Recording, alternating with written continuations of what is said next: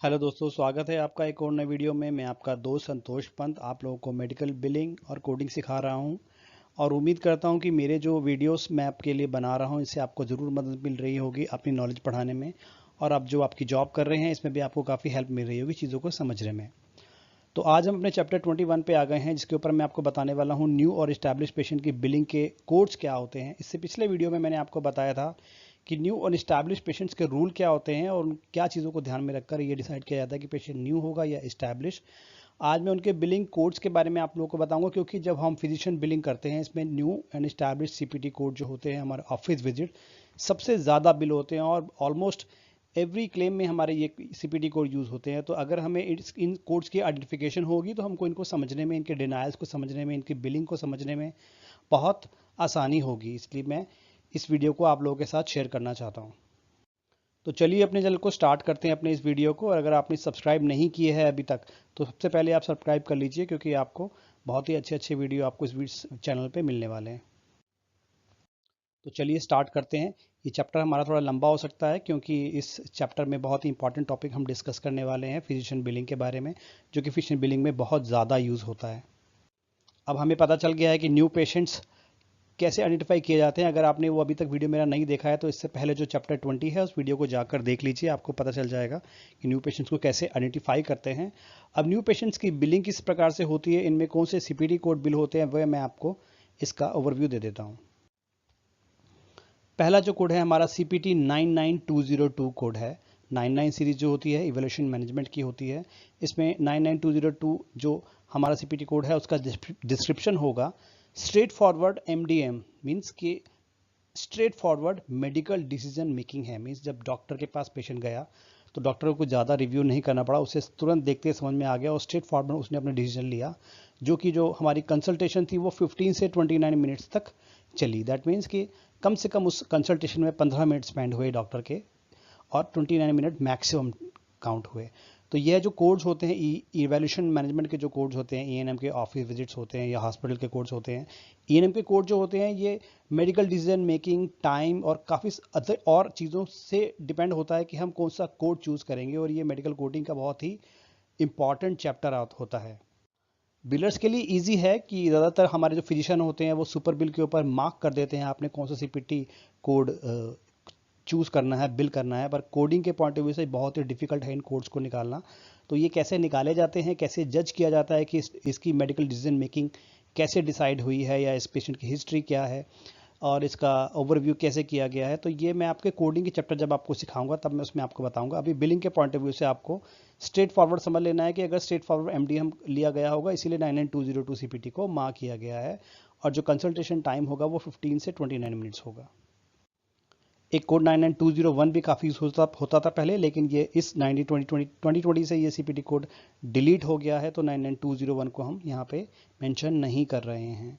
अगला कोड है 99203 low level medical decision making 30 to 45 minutes of consultation. इसमें low level का मेडिकल डिसीजन मेकिंग लिया गया है डॉक्टर के द्वारा और 30 टू 45 मिनट्स का टाइम स्पेंड किया गया है।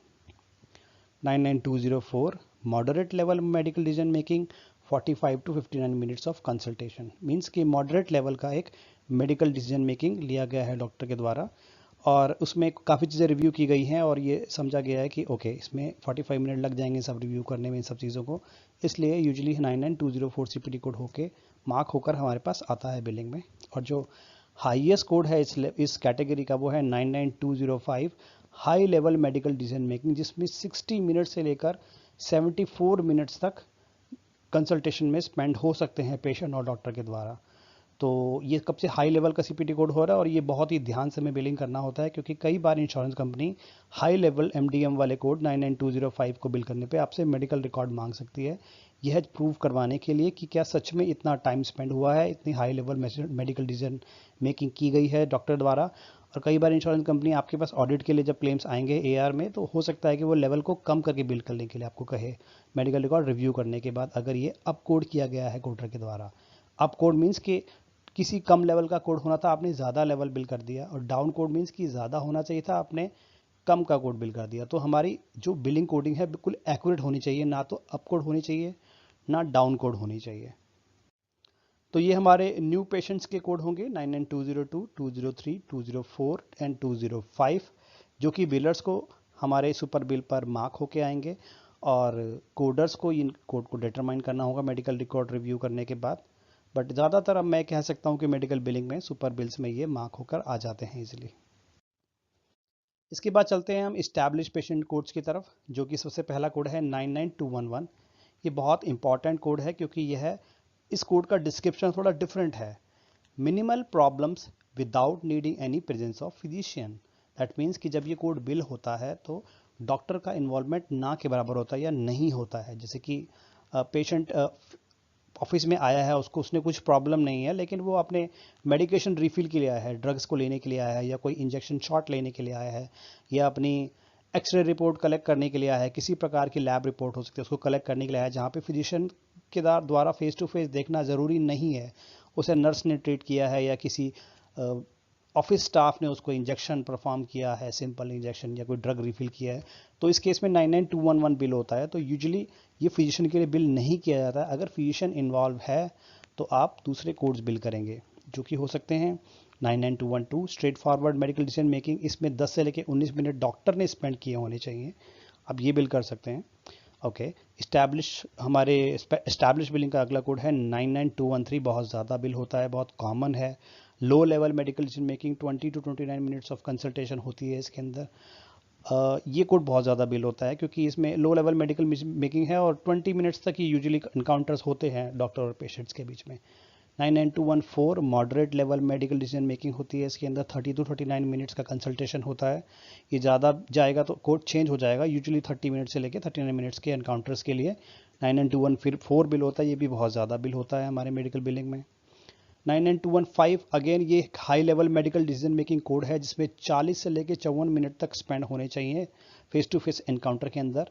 और यह कोड भी अगर आप बहुत ध्यान से बिल करना होता है, अगर आप अपकोड कर देंगे तो आपका मेडिकल डॉक्यूमेंटेशन रिक्वेस्ट आ सकता है इंश्योरेंस कंपनी की तरफ से, इसलिए बहुत ध्यान से हमको ये कोड बिल करना है। और अगर कोडिंग में हमारे पास कोडिंग का हम काम कर रहे हैं तो बहुत ध्यान से हमको इसकी मेडिकल डिसीजन मेकिंग रिव्यू कर रही है, टाइम वगैरह देखना है। और एआर में अगर हमारे पास आ जाता है तो हमको मेडिकल रिकॉर्ड अपने रिव्यू करवाने होंगे अपने कोडर से, या इंश्योरेंस कंपनी को सबमिट करने होंगे। तो इंश्योरेंस कंपनी आपको बताएगी कि आपने अपकोड किया है या डाउन ठीक बिल किया है आपने। ओके, तो ये मैंने आपको न्यू और इस्टेब्लिश पेशेंट के फिजिशियन के ऑफिस के कोड्स मैंने आपको बता दिए हैं, बट इसके अंदर एक बोनस टिप भी है आप लोगों के लिए, जो कि बहुत कम वैसे बिल होती है, लेकिन अगर आप बिलिंग कर रहे हैं अपने डॉक्टर को या अपने मैनेजर को, आप सजेस्ट कर सकते हैं इस चीज़ के बारे में, अगर ऐसा हो सकता है जिससे कि आपके फिजिशियन का रेवेन्यू बढ़ सकता है। वो होते हैं prolong service codes. Prolong service code क्या होते हैं? It is used and billed additionally when an E&M service is performed beyond the prescribed time of any CPT code। जैसा कि मैंने आपको न्यू और इस्टेब्लिश सीपीटी कोड के सीपीटी कोड जो मैंने बताए आपको, उनमें सभी कोड में एक टाइम का एसोसिएशन था कि आप 39 मिनट्स तक करेंगे तो इतना होगा, 44 मिनट तक करेंगे इतना होगा। अगर उन्हीं सीपीटी कोड्स में आप लेवल आगे नहीं बढ़ा सकते, दैट मीन्स कि अगर मेडिकल डिसीजन मेकिंग तो आपकी स्ट्रेट फॉरवर्ड है, ठीक है, या कह सकते हैं कि लो लेवल की है, लेकिन टाइम ज़्यादा स्पेंड हुआ है, तो आप टाइम के लिए आप एडिशनल कोड्स भी लगा सकते हैं जिनका कुछ स्पेसिफिक फ़ी होता है, जो एडिशनल रिम्बर्समेंट रेवेन्यू डॉक्टर को आ सकता है।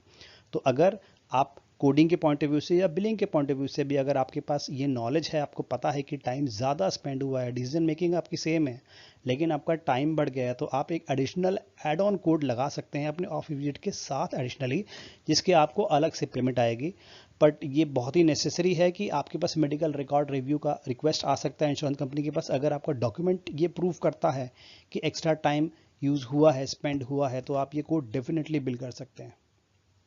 वो कोड है CPT 99415 prolong service beyond the highest time of the main code for the first hour. That means कि अगर एक कोड है उसका हाईएस्ट टाइम 39 मिनट्स है, लेकिन 1 आवर और ज़्यादा स्पेंड हुआ उस पेशेंट के साथ, वो कुछ भी रीज़न हो सकता है पेशेंट को किसी प्रकार का बोला गया कि चलिए अब टेस्ट करवा लीजिए, और वो टेस्ट परफॉर्म कंप्लीट नहीं हुआ, तो आपने टेस्ट नहीं बिल किया, लेकिन पेशेंट डॉक्टर फिजिशियन का टाइम स्पेंड हुआ, कोई भी रीज़न हो सकता है इसकी वजह से। अगर एडिशनल 1 आवर और स्पेंड हुआ है उस CPT कोड के डिस्क्रिप्शन में जो टाइम लिखा हुआ है उसके एडिशनली, तो आप 99415 CPT कोड एडिशनली बिल कर सकते हैं और इसका एक्स्ट्रा पेमेंट डॉक्टर को आएगा।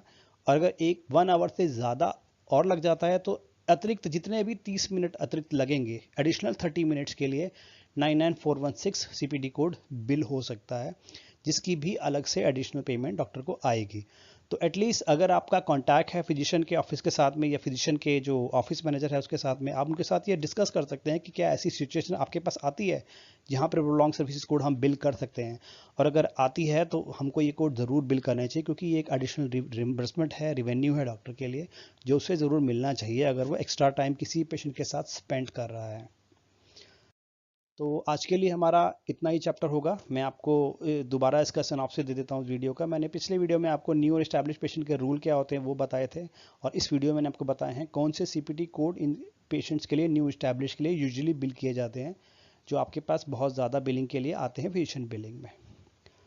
तो आज की वीडियो के लिए इतना ही। नेक्स्ट मैं आपके लिए प्रिवेंटिव केयर के जो सीपीटी कोड होते हैं उसका वीडियो बना रहा हूँ, आप लोगों के लिए लेके आऊँगा, बहुत ही जल्दी लेके आऊँगा। इस बार आप लोगों को ज़्यादा लेट नहीं करवाऊँगा।